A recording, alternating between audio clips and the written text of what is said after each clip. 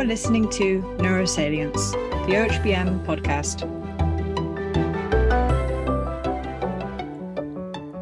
Welcome to the OHBM Neurosalience podcast. I'm your host, Peter Bannattini. And on this podcast, we discuss with brain mapping scientists in the field, we discuss cutting edge findings, initiatives, controversies, and tools, and also try to put them all in perspective. And today we have the people who are involved with programming up and creating and keeping on forming AFNI. It's an analysis package that stands for Analysis of Functional Neuroimages. It's been around for about 30 years almost, maybe 25 or so. And it's been really instrumental in sort of having a high quality standard package for fMRI and structural imaging analysis. And, there's been many other packages, and I hope to get to those with other podcasts. But in this podcast, we talked to Bob Cox, Paul Taylor, and Gang Chen. Bob created AFNI, and Paul and Gang are part of his team. And one thing that we actually get into that I think is important is talking about what a package should do in terms of allowing people to not only send their data through scripts, but and sort of putting in models and popping out functional images, but how does a package, in particular AFNI, allow people to sort of explore their data and look at their data to make sure that there's no artifacts, or to find potentially interesting features through this sort of efficient exploration. And of course, data is so multidimensional, it's hard to do that efficiently. And it's so multi-layered now in terms of processing. But AFNI tries to sort of thread that needle and allow people to still stay close to their data. So we're going to talk a little bit about that and a little bit of history, a little bit of other things. So I hope you enjoy this podcast.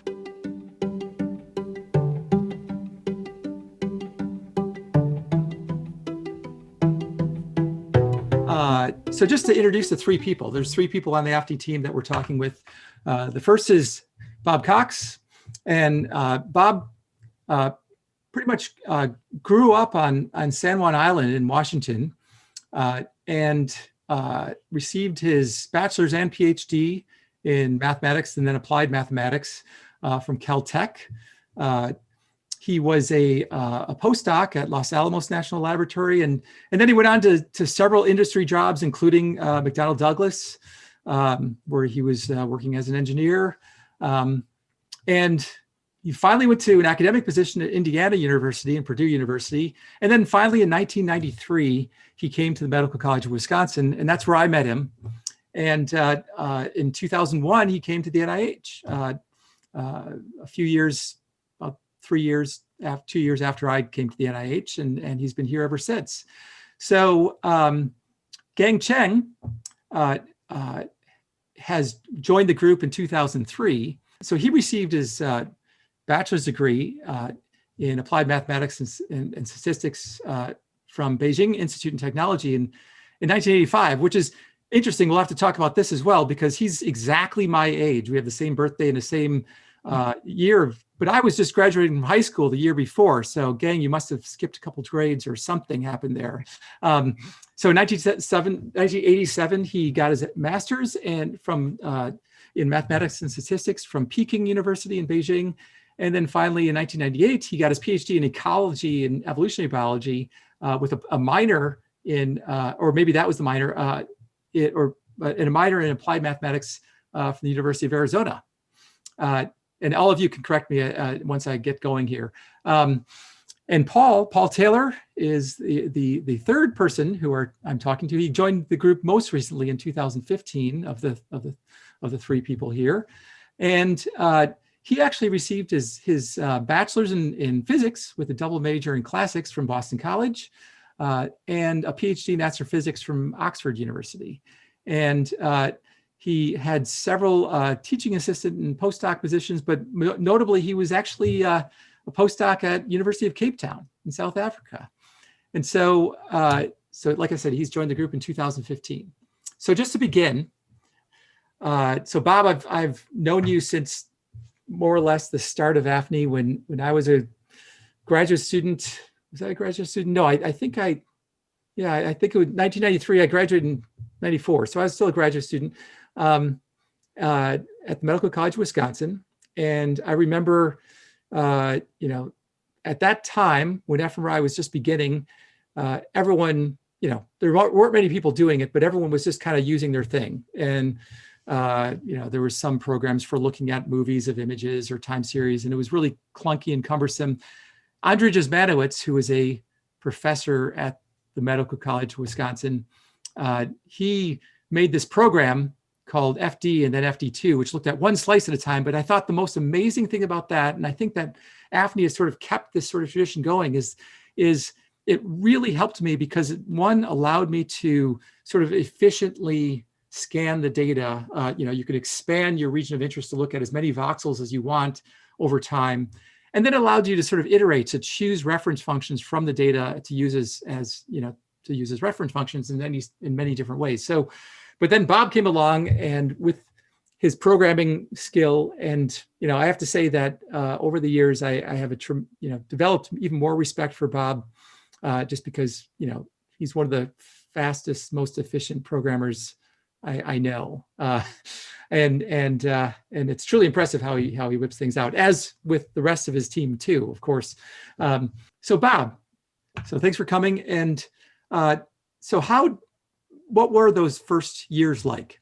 How did you decide that you wanted to develop this? And could you give like a brief overview of your perspective of how AFNI got started? Yeah. So thanks, Peter.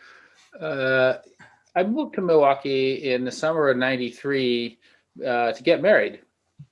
My wife had just gotten wife-to-be had just gotten tenure at the University of Wisconsin-Milwaukee campus, and so I was more mobile than she. So I moved there, and then I scouted around for some kind of work besides flipping burgers. And I ended up, through someone who knew someone, ended up talking to Jim Hyde. And as he later put it to me, that he felt by then you'd been doing fMRI about a year and a half, and that you were drowning in data. Yep. And I think I sort of ticked a few boxes for him. And so then I came there. And so the first year and a half or so were pretty intense because I didn't know anything about how MRI worked. I didn't know anything about the brain. I had carefully avoided biology classes my entire life. And so I was trying desperately to catch up to those things at the same time to contribute. I took the two programs, the FD program for functional display and the FIM program for functional calculation, and smashed them together and produced the FD2 program. Okay, you created the FD2 program. And that was what people used there from probably around January '94 for a while. And then what happened was that as time went on, the neuroimagers wanted various things in 3D. Particularly, they wanted a transformation to our favorite coordinate system, the Taylor-Ternot Atlas. And that's a 3D issue. And FIM and FD were all slice by slice, 2D. And I tried I somewhat rashly promised Jeff Binder, oh, that wouldn't be too hard. I'll just make FD2 a 3D program. Well, that wasn't actually practical. And so I decided shortly after working on that idea for about a week, I decided I have to start over and come up with a new program, which I originally was going to cleverly call FD3. But then as time went on, and time being another week or so, I said, this is going to be a complete rewrite from the start. And so I'm going to call it something better. And I like acronyms that are pronounceable. So I came up with AFNI, Analysis of Functional Neuroimages, but just simply because it's pronounceable. Okay. That's all. I didn't actually realize that it's a girl's name in Indonesia. I found that out many years later. So that's how it got started, and then well, one thing led to another. Yeah. Yeah, and I remember very much you had that plaque on your office wall around 1994, I think it was, and you basically said, I've written 50,000 lines of code. I'm done with AFNI. And yeah, well, that's a proof that you should never put anything in writing. That is the title of a James Bond movie, right? Never say never again.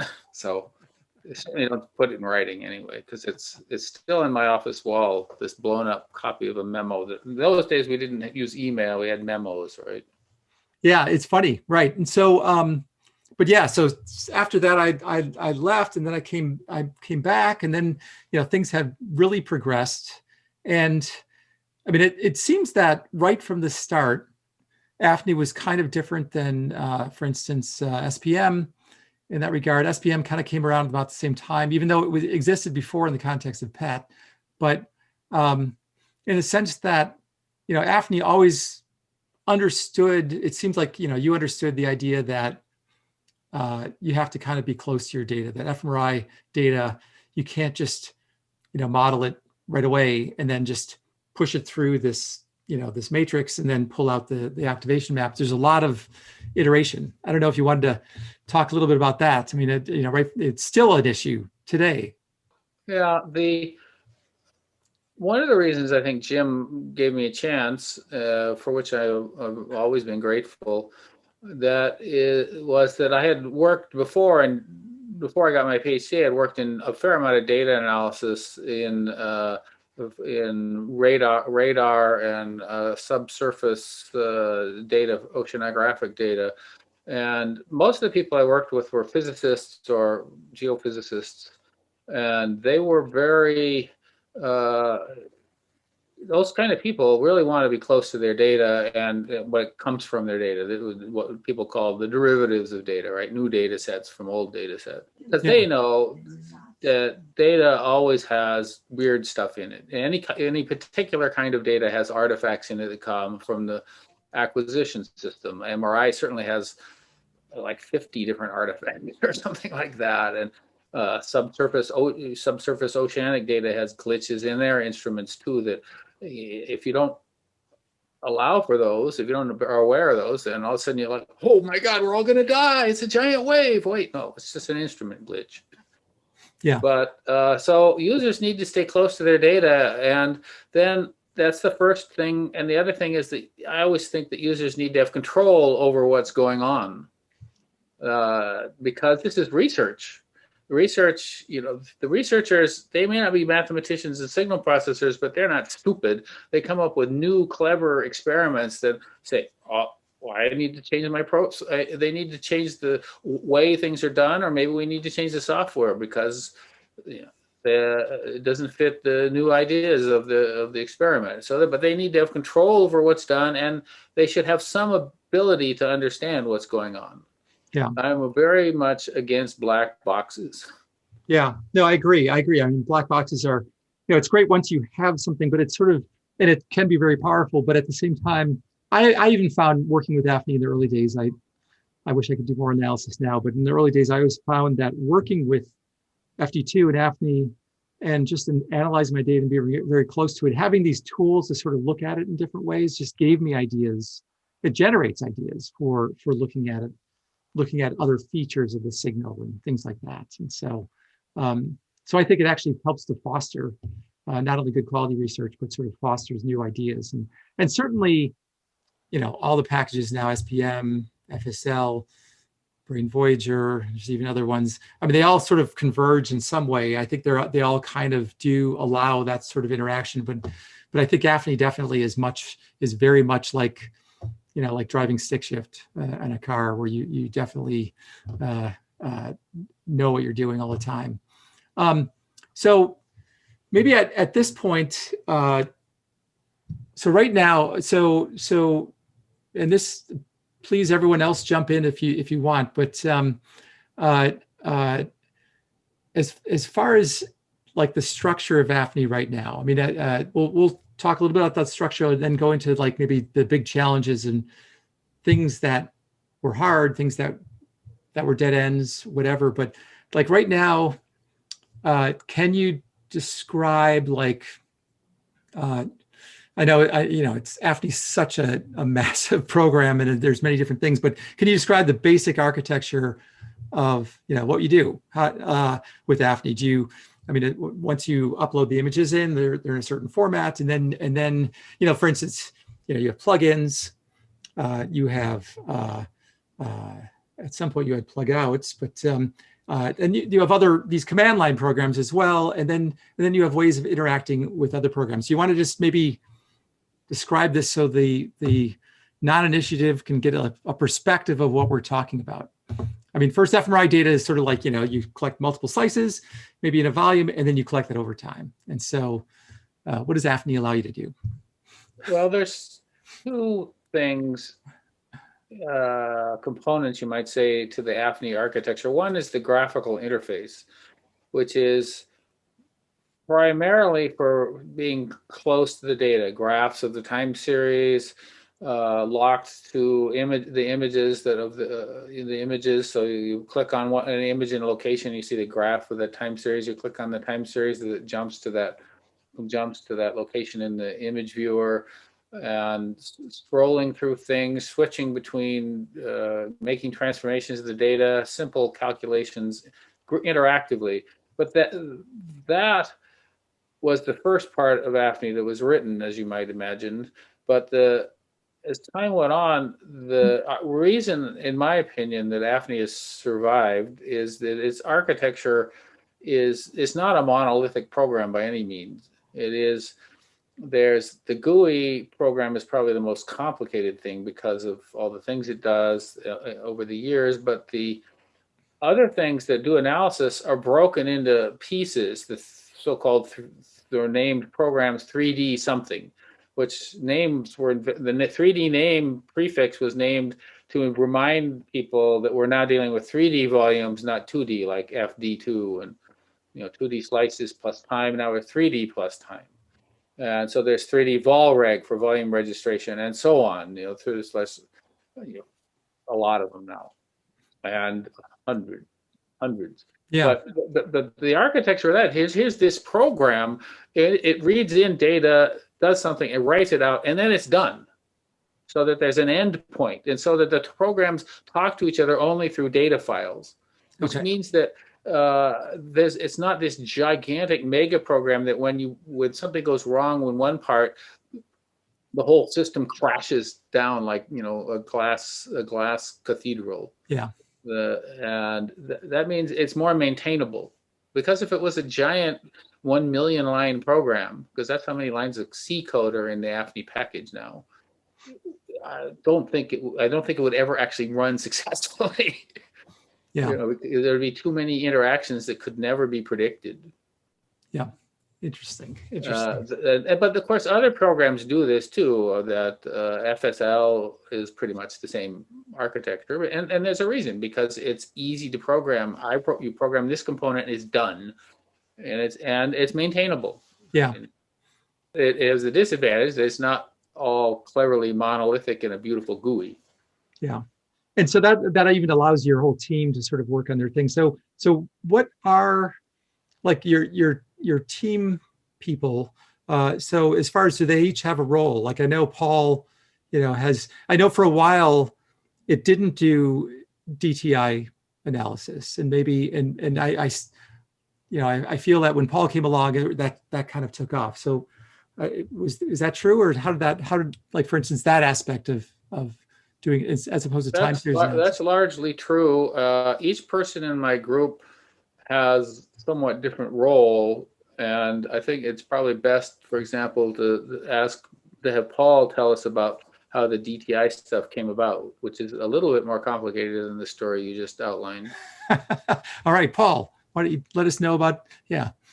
Okay, yeah, maybe I'll just preface it by saying I think it's fair to say that of the number of us who are kind of programming full-time in AFNI, we have our kind of our specialties, but we definitely overlap and we all work with each other, and that's really nice. I used to sit next to Gong's cubicle, and so I learned about a lot of statistics, and we'd bounce ideas off each other and that. So it is a nice balance of kind of focus and overlap. Yeah, so my graduate work is not in brain imaging, so I actually moved into the brain imaging field from physics, and I started as a postdoc for Parth Biswal in New Jersey. Oh, that's right. I forgot to mention that. Right, that was with Bharat. Yeah, and actually, I made that move in part because I worked for him way back in Milwaukee. I was kind of a summer internship student person in the late 90s. On an interesting historical note, Bharat's office was right next to Bob's, and I don't think I ever met or saw Bob during that time. Just ironic, or I don't remember us ever meeting, but years later, fate brought us back together. Yeah, Bharat's office was legendary too at MCW. I mean, it was crazy messy.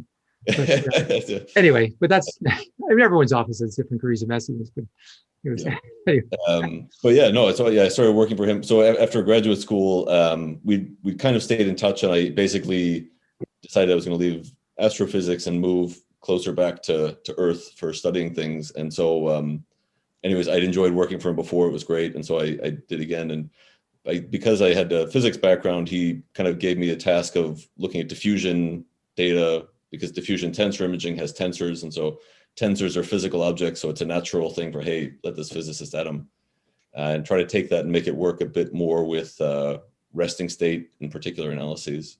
Yeah. So my goal with that was, a lot of resting state works with networks, and that's the kind of focus of things. And there weren't a lot of kind of network-based diffusion tools at the time, or at least none that I knew of. So I started programming on that and trying to write some tractography and improving on that and the interface. And I got put in touch with the AFNI people.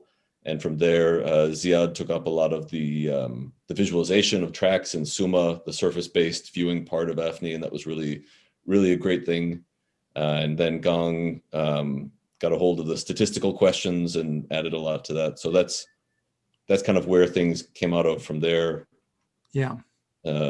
And then, yeah, I was a postdoc at the University of Cape Town, as you mentioned. And so we did a lot of studies of neonates and some interesting populations with both like resting state and diffusion, and a lot of the tools grew out of there. So I think AFNI had a program for estimating things like diffusion weighted, the tensor itself. I think Daniel and Bob had worked on that, but then a lot of the tracking and some of these other things, and gluing or kind of combining the network-based things with the tracking that wasn't there. So that was kind of the piece that I tried to work on and expand. And then when they had an opening, I joined the group. And that's actually okay. All right, that's actually that helps me understand a little bit more how it got going a little bit more. But what's interesting, you bring out a point though. It's, for instance, even developing diffusion tracking.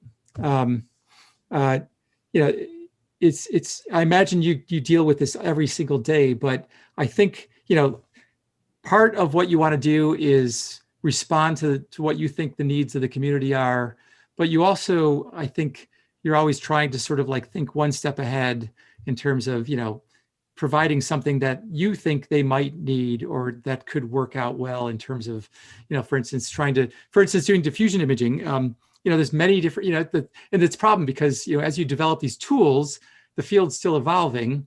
And so you sort of have to build them with the idea that, either they'll be updated in some modular way or they're open-ended towards doing something else.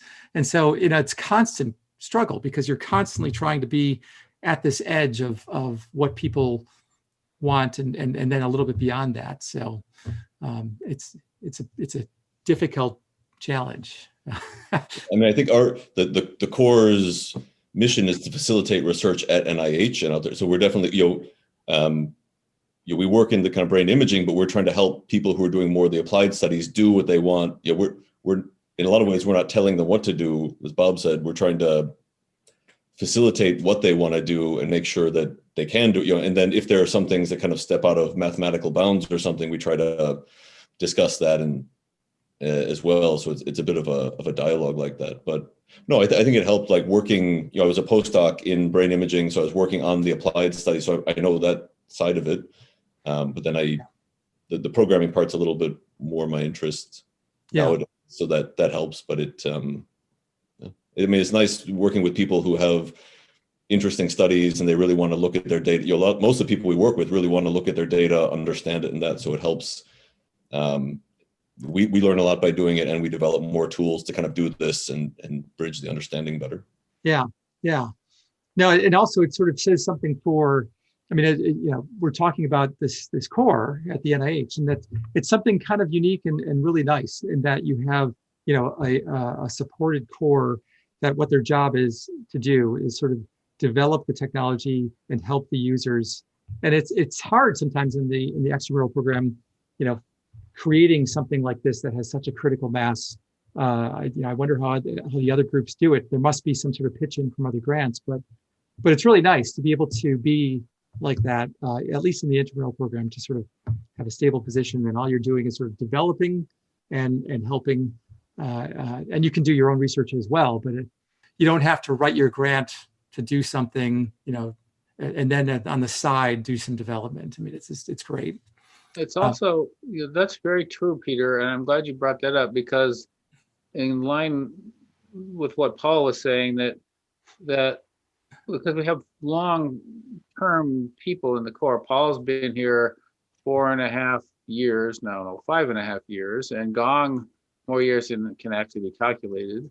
But the value of, say, Gong is, I mean, Gong came and he started by working on group analysis in fMRI, which he's done tremendous work on over the years, as the projects that people do at the NIH and everywhere else, I suppose, get significantly more intricate. The statistical questions that get asked among group studies require teasing out more stuff, more complicated models of in the data. And Gong has risen to that and beyond, done stuff that is really, I think, unique in the fMRI world and uniquely excellent. But that's because he's been here a long time. Yeah. If he was just a postdoc, 2 or 3 years here, then how could he have developed this massive set of new tools that build on each other in his head? That he couldn't do it, right? Nobody can do that and do what he's done in 3 or 4 years. Yeah. And the same with Paul and his DTI stuff and the newer stuff that he's moved into recently. Yeah, I've been actually with AFNI for almost 18 years. 18 years. Yeah, I still remember the time I came to Bob's office for interview. So one question I still remember was that he asked me how to perform t-tests. And how did you react? You're like, why is I don't he remember asking how me I this answered, thing? but at least I passed that question. So. That was the filter. I guess that's a good filter. But yeah, let's just so yeah, let's talk a little bit about what you're doing. We'll jump back into issues of AFNI, but Gang, as far as what I'm going to definitely jump into more of the challenges of processing today, and some of the things. I always have this issue of, people apply these, come up with more and more sophisticated models, but then they sort of, by applying this, they overlook potentially interesting things in the data, or else they either overlook it or they don't account for it, and that gets people into trouble. And now that we have so many layers of analysis, it becomes a huge issue in terms of how you even are able to have the tools to do that. But Gang, maybe start out by maybe talking a little bit about what you're working on and the latest thing that you're working on, and then we'll circle back. How about that? Yeah, sure. Like the issue of subject response variability or things like that. Yeah. So maybe I can share a little bit my earlier work. Actually, I remember about 10 years ago, roughly, a user came to me to ask how she could perform a group analysis with, I think, like 5 different factors plus one a quantitative predictor like age. So most of the time in fMRI, people perform group analysis. You can go by with simple t-tests, or sometimes you could go with regression, or most of the time you basically can deal with a general linear model. But in either case, you have 5 factors. Some of them are within subject factors, some of them between. So the mixture of both types, plus you have some quantitative variables. So there, basically at that moment, there were no tools available to handle that situation. So I had to try to figure out how to do it. So that the facilitation role is really, it's a big part of our group, our team's work, and also my personal experience too. So in the end, I work out the theoretical perspective and also wrote a program. So that turned out to be one of the most popular program, and the paper also was the most cited one among my publications so far. Multivariate modeling approach to deal with mixture of between and within subject factors, plus you have quantitative variables. Yeah. So that's a little bit earlier work. Most recently, I have been trying to adopt an integrated approach to handle fMRI data analysis. Yeah. So with fMRI data, we have, you can count it, there are many hierarchical structure and many levels. So for example, we have, when you design experiment, we have a trial level, we have condition, we have a subject, we have population. Then you can think of voxel is another level. Then when consider modeling, you can maybe include hemodynamic response. That's another level. So you can add those 6 levels. Yeah. How can we effectively incorporate all those multi-level structure into modeling work? That's a really challenging. That's something I have been trying very hard to work on these days.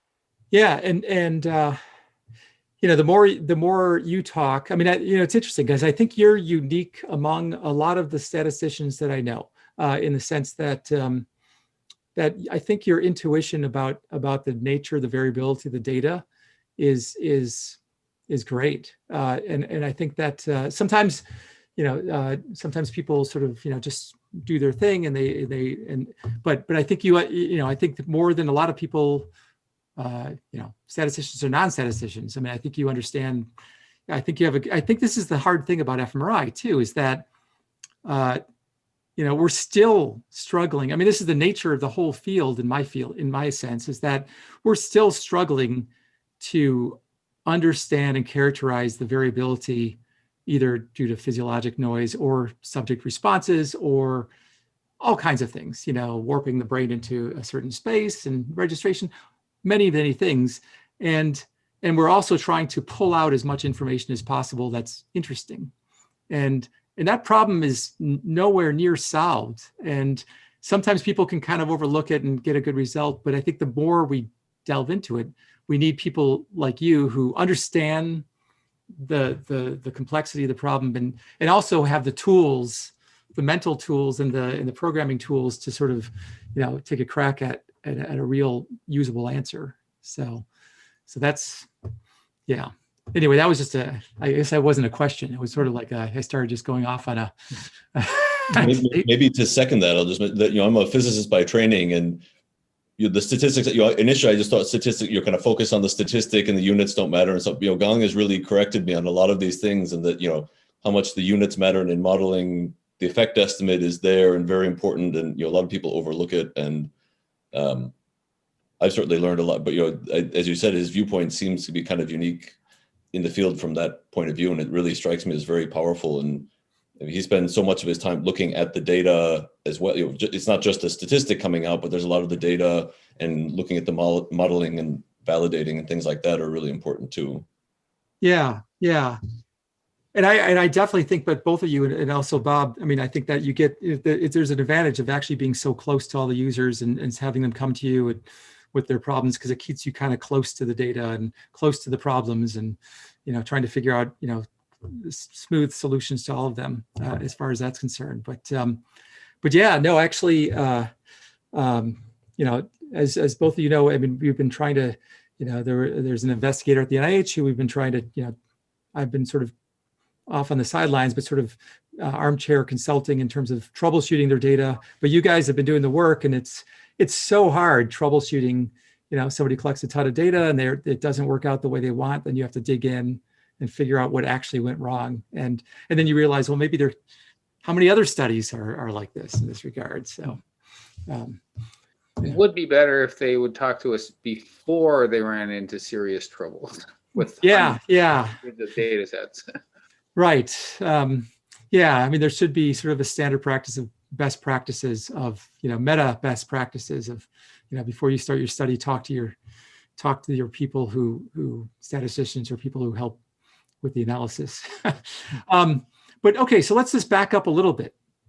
And we can get into also the latest stuff you're doing in a second, but let's just back up a little bit.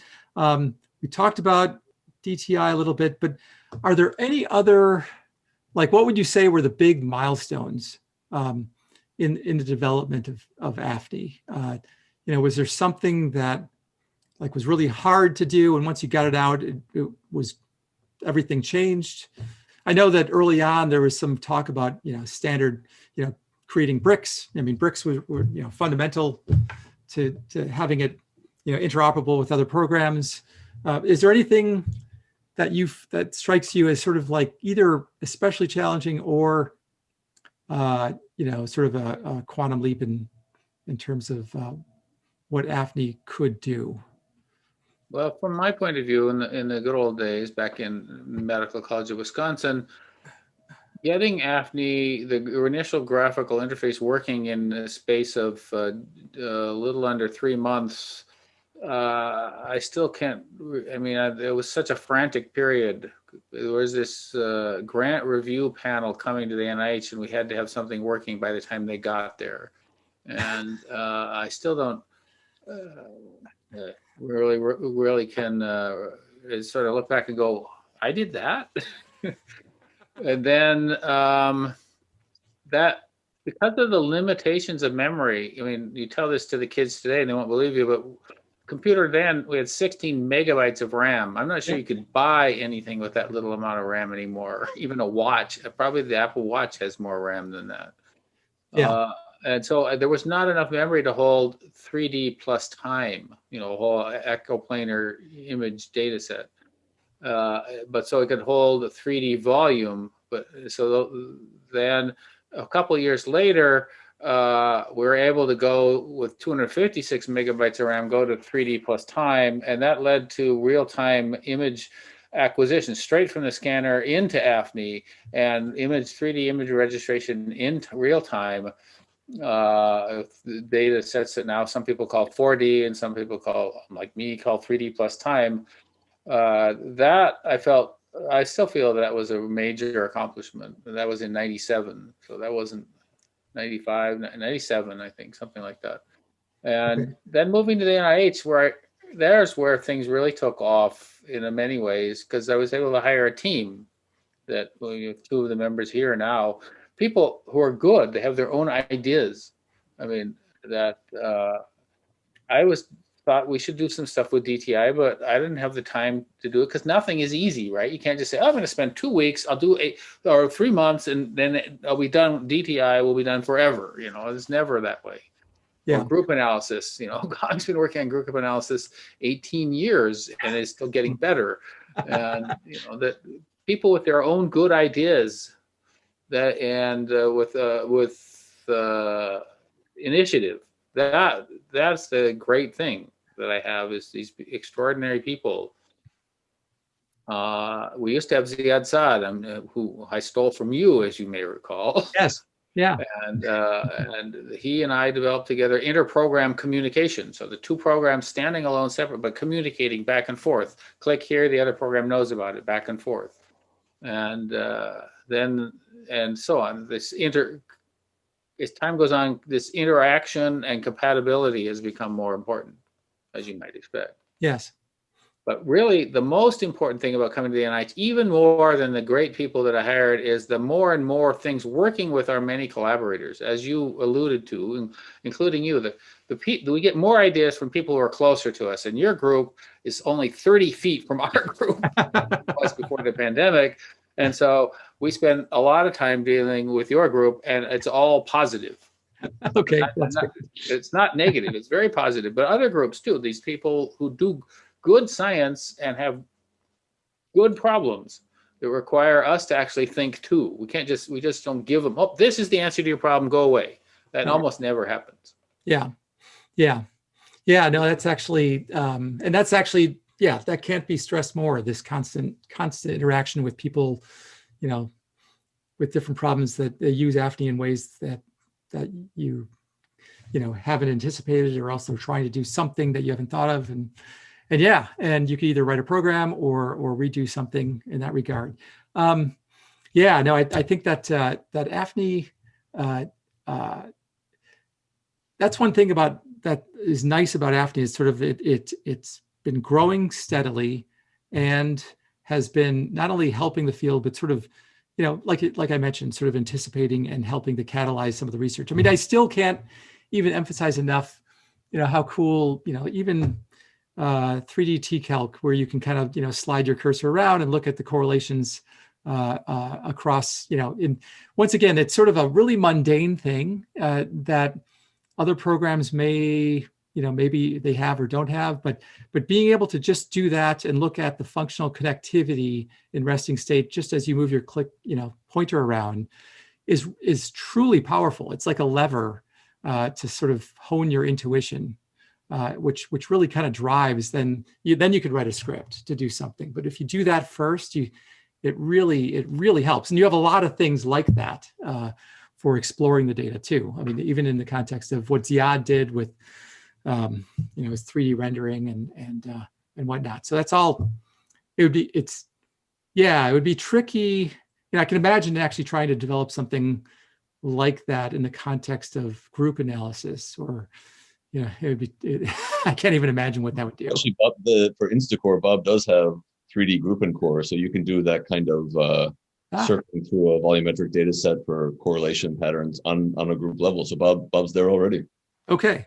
Yeah. Okay. Instacore, the instant correlation between click here and see what's correlated with it at other places in the brain is been used by people in ways that I did not anticipate whatsoever. It's been used in non-fMRI data in time series dynamic contrast, where they inject gadolinium or some other contrast agent as a bolus. It moves to the brain, and then you do the correlation of the time series there, and you can find places where brain circulation is bad. Yeah. And once you say it, it seems obvious, but I didn't think of that. It's the people in the Neurological Institute thought of that. And they published some papers about it because it's a way of quickly looking for problems in people who've had strokes. Yeah, and you can imagine how long it would take to kind of do that if you couldn't do Instacore. I mean, if you just said, you kind of imagine, maybe the shapes of the rival bolus curves might look different. Let's write this. There's a lot of inertia that AFNI helps to sort of get rid of in terms of those early stages, of those discovery stages. So I think that's awesome. I mean, what's your perspective of how AFNI does compare in terms of, how many people use? A lot of users now use a whole bunch of different platforms between AFNI and SPM and FSL. But, the field is only about maybe 5,000 to 7,000 people. And as far as groups, there's less. But I mean, do you have any metrics of AFNI downloads or use or anything like that? Or not a lot. Paul will probably like to address this too, but I'll say that I used to collect statistics on AFNI downloads because they were downloaded. Can I just correct you that not a lot of doesn't mean not a lot of users. You mean not a lot of metrics about yes, not a lot of metrics. Get that in there, yeah. I used to have a script that would go through our web blogs and show downloads and things like that, and then try to parse them out to IP addresses to define distinct IP addresses. But I don't do that. I haven't done that for years because I've kind of lost interest in the question. And also with dynamic web addressing, different IP addresses aren't necessarily different users. Yeah. And that, or clusters and stuff like that. So I tell you what, I have a vague answer in my head that we have a AFNI running on roughly 1,000 different computers. And so to my mind, I think in my head, I think 1,000 users, but I really, that could be off either way by a factor of God knows what. Really. Right. I mean, that's, and Paul we do cite, ask people who use AFNI in a significant way to cite one of our papers, and at the moment there's around 7,000 citations of that paper, the first one I wrote about AFNI. Wow. That not everybody does this, and AFNI is also used in components of other things, like fMRI prep has a mixture of components from all sorts of different software packages, and some of those components in there are from AFNI. So I wouldn't expect anyone who uses fMRI prep to cite the AFNI paper, because then they have to cite like 12 other papers just to say I used fMRI prep. You know, right. It would become absurd at some point. I mean, people don't cite, Galileo's papers anymore. Although logically you should, I suppose. Yeah. But yeah, no. Paul, I know, has some thoughts on this matter too. Yeah, Paul. It's a little bit hard to answer. We do have a lot of our, we teach boot camps at NIH and abroad, and we've started putting those online on YouTube. So we see view counts, and there's almost 1,000 view counts on the AFNI proc process. The main processing tool for fMRI processing in AFNI, Rick's AFNI proc, and the kind of lecture that starts that. There's a little while ago, it was near 1,000. So it's hard to count, but certainly I think all of us would say that we keep extraordinarily busy. So there's quite a lot of users. We get a lot on the message board of people asking questions, emails and that. So, at conferences and things. So it's hard to. Yeah. I mean, it's either way, it's enough to keep you busy. That's for sure. And there's no decline as far as that's concerned, but it is interesting. So now I'm going to ask her like an open-ended question of where do you think, processing is going? I mean, it seems that obviously there's machine learning and there's deep learning, and then there's decoding and encoding, and there's different sort of group analysis. Obviously, there's big data. There's lots of meta-analysis. There's correlations with multimodal work. Is it just going to be these packages that keep on getting more modular, or is will things that, for instance, even it's still a wide open question: how in the world are we going to actually use fMRI clinically if there's no package like AFNI? That's maybe simpler than AFNI, but just as sophisticated, that can be plunked down in every single clinical scanner. So where do you think that fMRI analysis is going in the whole field? That's an excellent question. It's almost impossible to even grasp, much less answer. I have several thoughts on that. I'll start with one and then let Gong and Paul chime in, and then we'll see what happens. But the purpose of fMRI is not just to make nice pictures. I'm pretty good at writing software that makes nice pictures, but that isn't the real function. And that is, the purpose is to provide understanding of the brain, of what it is to be a person, and so on, whatever that means. But we've pushed fMRI a long ways since your original data back that I have actually seen, when you had the data on those little tapes that you can scanner with, which by even standards of just a few years later were pretty crappy looking images, but nevertheless you could see the motor cortex very clearly, your motor cortex. My motor cortex, exactly. But we pushed it a long way, 7 Tesla, layer fMRI, and so on. And it'll continue to be pushed more. It's been 30 years, and it's not going to provide any more great breakthroughs in neuroscience, I think, unless there's some new imaging physics that comes in. And so from that point of view, I think an important thing in the future for neuroscience, and I'm not talking about clinical use, is going to be multimodal integration. Right.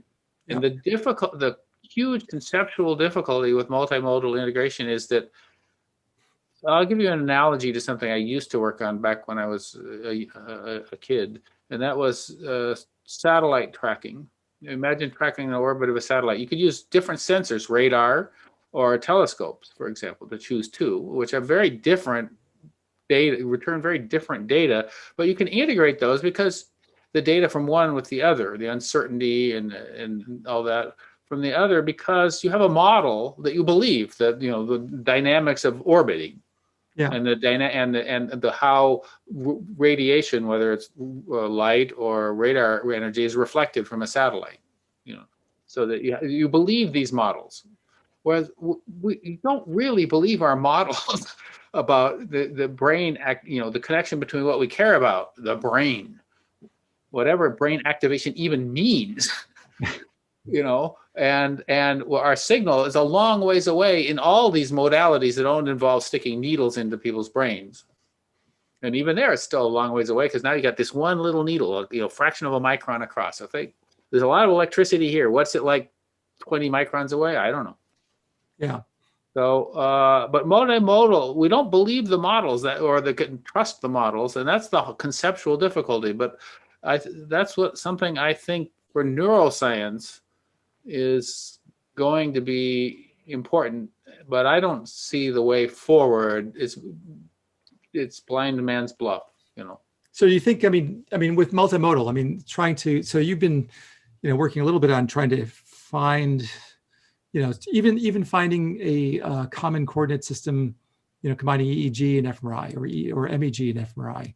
Are you working on, like, you have that, or you're working, I mean, it's sort of like the problem of integrating EEG and fMRI data sets in some sense, if that, or even if, you know, once, like you said, we might get optical imaging, maybe in a small part, if you could have some sort of registration and then register all that data set. Yes, we have some tools for that with the intraoperative cortical mapping, the kind of thing that's done, for example, on ECOG, that's done on epilepsy surgery patients. Yeah. Or it's been done on people in other kinds of neurosurgery where they record from the cortex as an adjunct to the surgery. Yeah. And I suppose the same thing could be. We have some tools for that registration, and Mike Beauchamp has also worked on that kind of thing. You know him, I believe. Yes. But integration of the neural models, you know, back to the brain. That's what I don't. I say it sounds important to me, but I don't know how to do it. Yeah. But there are other avenues that could be important, but I think I'd like to pass this question off to Gong about the future of fMRI data analysis, because I'm sure he has opinions, or if he better, otherwise he's in trouble. I think as in any other, scientific branches, neuroscience, and also as the research goes deeper, and there are always some intertwined process, right? So you have diverging perspectives, and also you have converging directions. So those two directions probably always go crisscross. So as a statistician, I tend to think there's something common threads in terms of modeling. So for example, let's look at the typical modeling approach in fMRI. We use this massive univariate approach, right? So we have hundreds of thousands of voxels in the brain. So the conventional approach will adopt, I call it a divide and conquer strategy. So with hundreds of thousands of voxels, basically build hundreds of thousands of separated models. So that's desirable because for a couple of reasons, right? So one reason is computationally feasible. Another reason, I think the main reason, is that the modeling approach, we just use regression or t-tests or a general linear model. That strategy fits well with the conventional statistic framework. So, but there are downsides. We have to pay the cost with that strategy. One cost is that we may lose some information if we adopt that strategy. Yep. But to me, that's like we sort of adopted see the trees, but without the sight of the forest. Yeah. Why do I say that? The reason is with hundreds of thousands of voxels, we build that many models. Later on, when we come back, we have to deal with the multiple comparison issue, right? So we know there are a couple of rounds of debate about how to deal with that issue, right? But that's one big cost. Come with that cost, because we take this divide and conquer approach, then the amount of information waste is just so big, so big. Yeah. So I think in the future, probably we better adopt the integrative approach, that better way to incorporate the information. Instead of build many models, ideally we would build one model that integrated all the levels together. Then there's no issue of multiple comparison.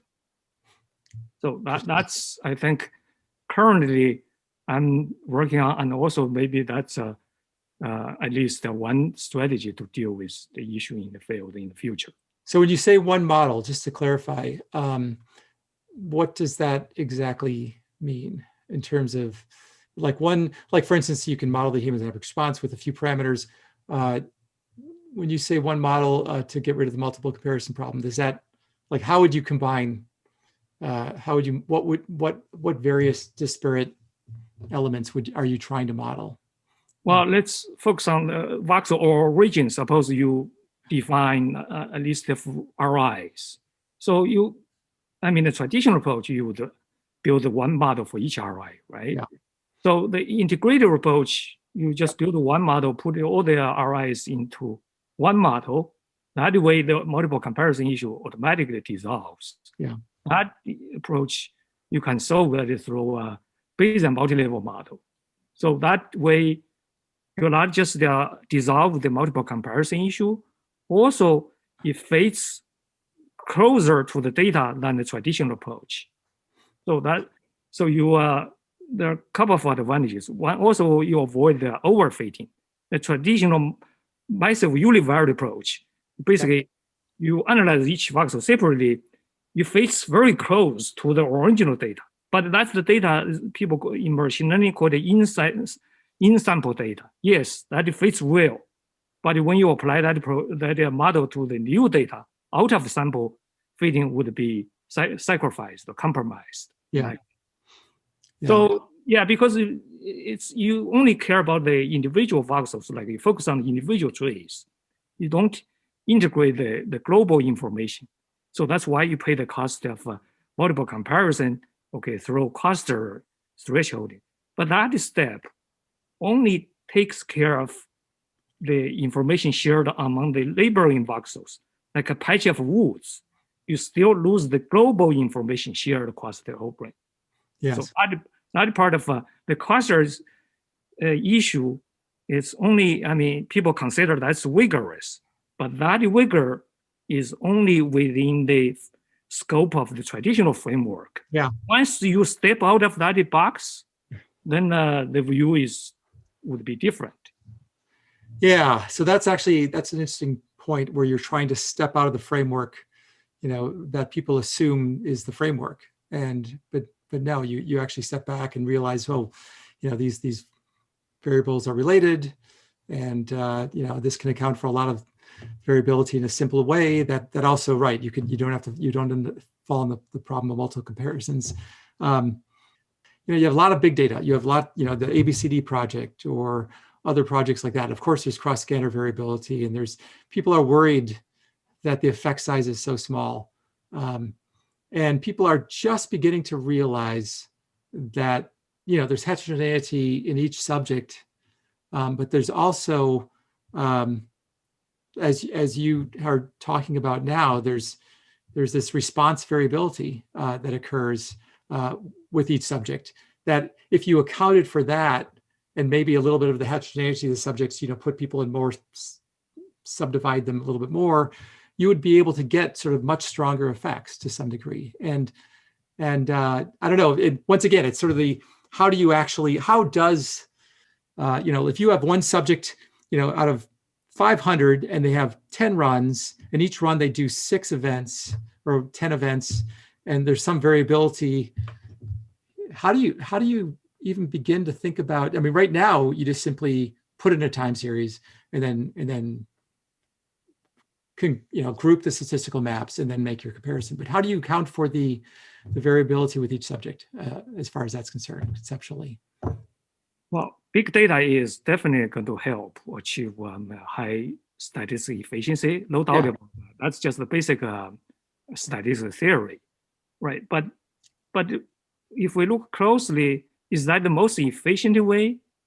I think there's some room for improvement. We know, the more data, more number of subjects. Yeah, that's typically what people focus on. That's one dimension about the sample size. But I think in the field, people tend to forget there's another dimension about the sample size, which is the number of trials, right, or number of stimuli. People don't realize that for a couple of reasons. One reason is people usually are not interested at the trial level effects, right? So what usually we care about is the condition level compared to conditions of 2 tasks. We design experiment with some number of trials. They just put some convenient number, like 20 trials or 30 or 50, right? So just whatever number of trials the subject could tolerate in the scanner. So for those reasons, people don't pay much attention about the number of trials. Right. Only think about the number of subjects. But if you think about it from modeling perspective, that dimension, there's a lot of wiggle room we can leverage. Yeah. It turns out the cross-trial variability is a big factor. So I think my recent work indicates that we could leverage the number of trials to gain, you don't have to recruit many, like hundreds or thousands of subjects. So with both dimensions combined, probably that would be the most efficient way to achieve high statistical efficiency. Yeah. Okay. All right. Well, that's also exciting. So just to circle back a little bit with AFNI here. So, and also the future and maybe, okay, so there's still this ever expanding, universe of users and potential ways of putting together the data. It's all, but there is also one sort of bottleneck right now that I feel all of fMRI is experiencing, and that is clinical application. One issue with AFNI, and it's a strength right now. It's open access, it's free, that everyone can use it, but that's actually kind of a weakness when it comes to clinical use. Clinicians want something that they buy because they want it FDA approved, and how do you think? Do you think that I can't even imagine, some vendors, trying to program up something like AFNI, or try to subcontract, people to, who knows? But I don't know. And maybe they'll be all cloud computing. Maybe it will be easy to market fMRI processing or DTI processing because it's in the cloud. So what do you think of how AFNI might play a role in actual clinical use of fMRI, if we ever get that? I think AFNI has some components in it which would be useful in any clinical fMRI thing. For example, our motion correction image registration, which, as I mentioned earlier, was developed by me in '97 or something, is still, people, when they test these things, still find it to be just about the fastest one. Right. It was written to be fast, and it still is fast. But I don't think the company would take pieces of AFNI. They would take the ideas and re-implement them, partly for their own control. I mean, they should do it for their own control, because they're going to have to license this and get FDA approval, and they should, I hope that they would actually do a good job, right? Because I didn't write it. AFNI doesn't crash very often anymore, but I didn't. No guarantee that it will never crash. That's for sure. Right. And so I think that's just a simple example, but there are other pieces that could be lifted, but not in source code form, in ideas. And if people want to do that, that's doesn't hurt me. Right. But that's a lot different than the cloud computing on the ABCD data, which is not clinical, right? That's on what, 2,000 or 3,000 people right now or something, which is more probably, but it's a very different scale of operation. Yeah. But Paul and Gong might have opinions on this subject as well. In the diffusion side, I think tractography, for example, is something that is really certainly not perfect. And you really have to look at results carefully and kind of take parts of it that are useful. But something that was impressed on me from going to a couple of conferences is that neurosurgeons really find it useful for certain tasks, kind of vitally useful to know where some major pathways of the brain are before they're deciding where to put the drill bit and what angle and how deep they can go in, essentially that kind of thing.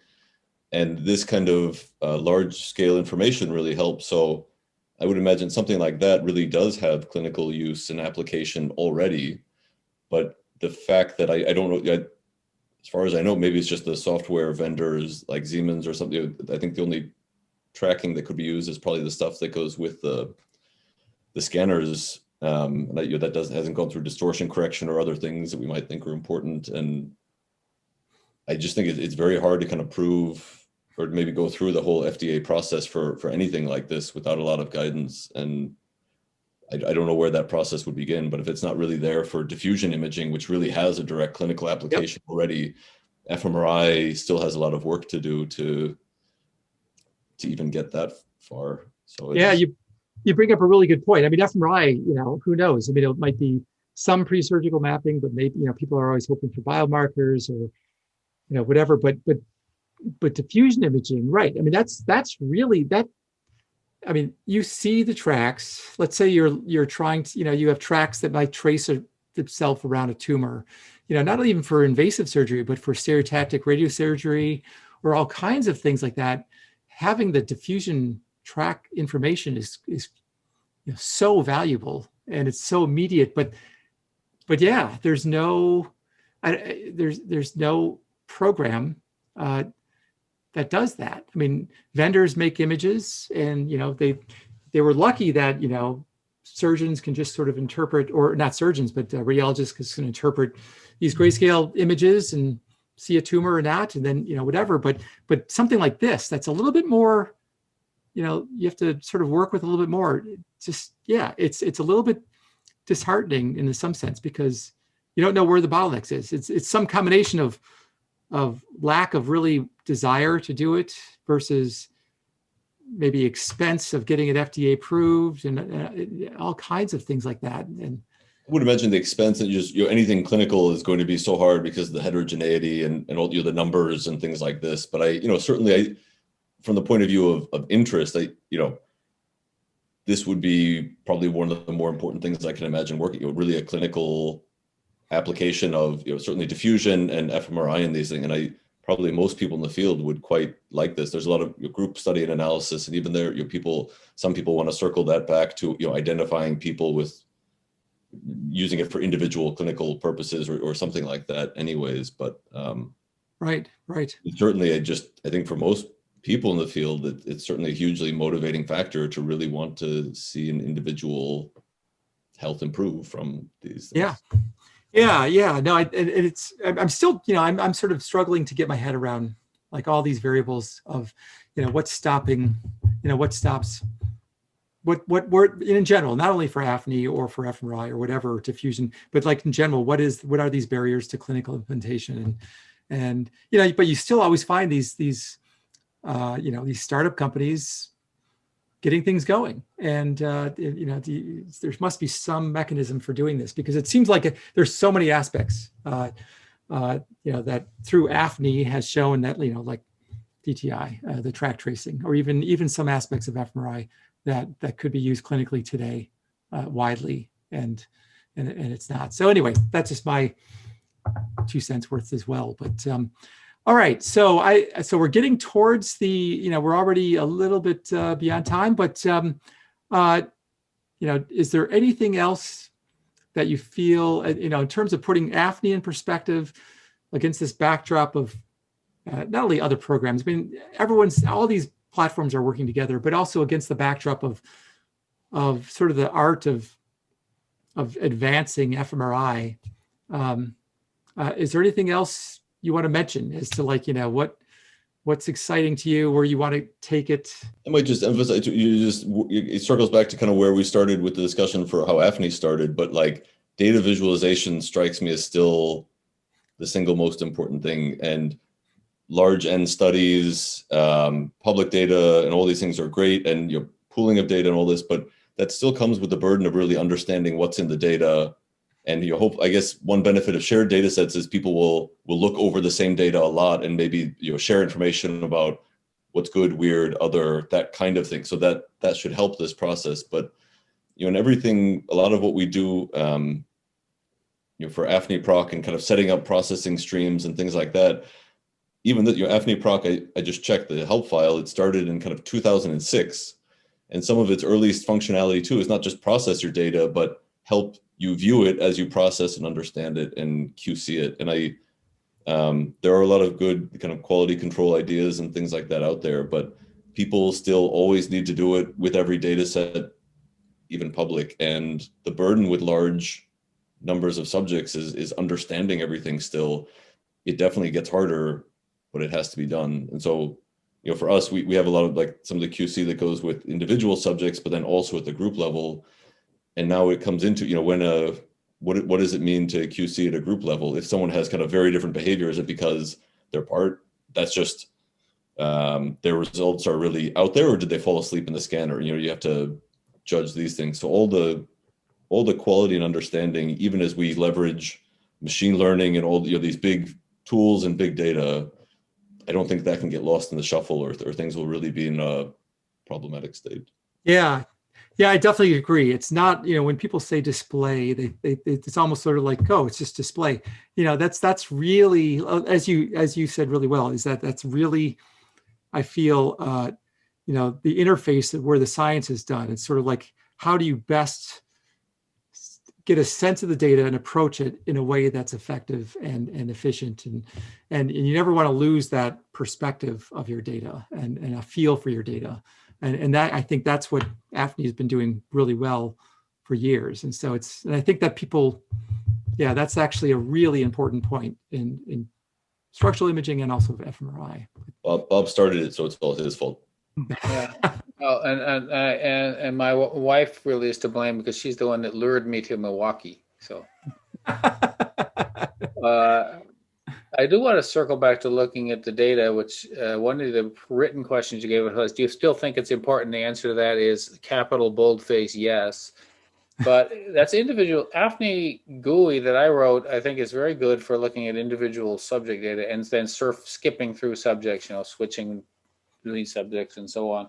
But looking at group results and stuff, I mean, Gong produces this beautiful and highly important programs for producing group results, but looking at them, not just looking at the group map but looking at the individual variability within the group map and so on. We're starting to develop some tools for that. They're not that advanced yet, but that may, for neuroscience, I hope that becomes a useful tool for looking at the model fits in the data, not just say, here's the betas, the average brain activation in the hippocampus or something like that, but the variability, because you find in any group that some people never activated this region.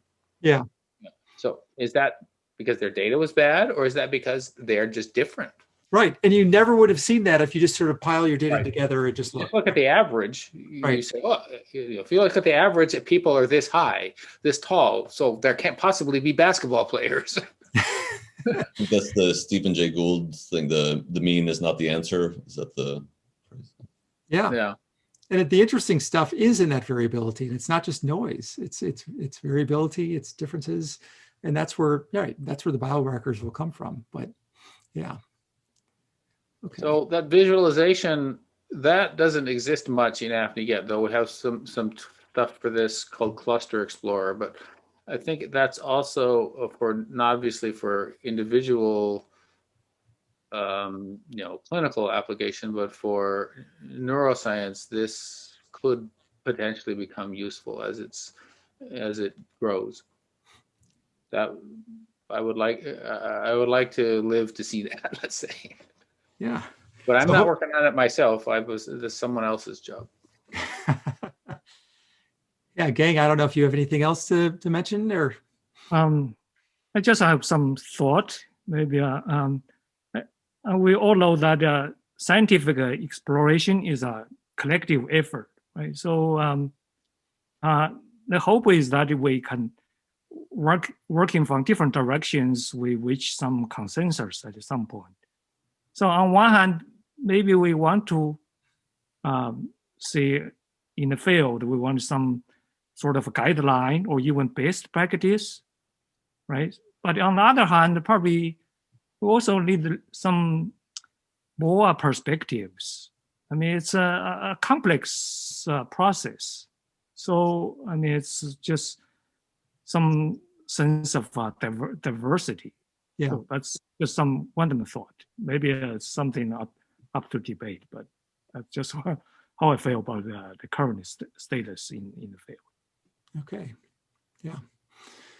Okay. Well, hopefully AFNI will keep on going, and hopefully it will keep on not only continuing but growing and addressing all of these issues. Which it's funny, with fMRI is being actually it is 30 years old, and we're kind of still dealing with we're sort of sharpening up, making much more rich the same sort of problems that we had from day one, and very similar ones at least. And there's no we're solving them and it's moving along, but yeah, we're still addressing them, and these tools are really helpful.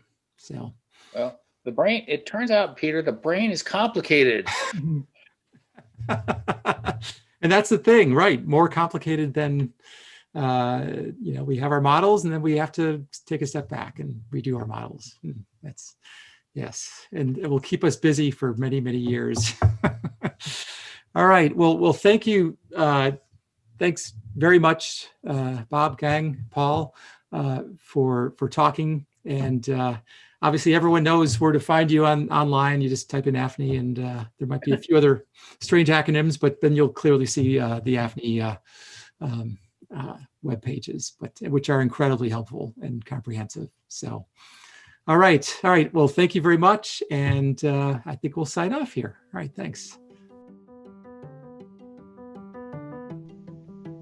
Neurosalience is brought to you by the Organization for Human Brain Mapping and is produced by Anastasia Brovkin, Ekaterina Dobrikova, Katie Moran, Niels Mullert, Kevin Setek, and me, Rachel Stickland.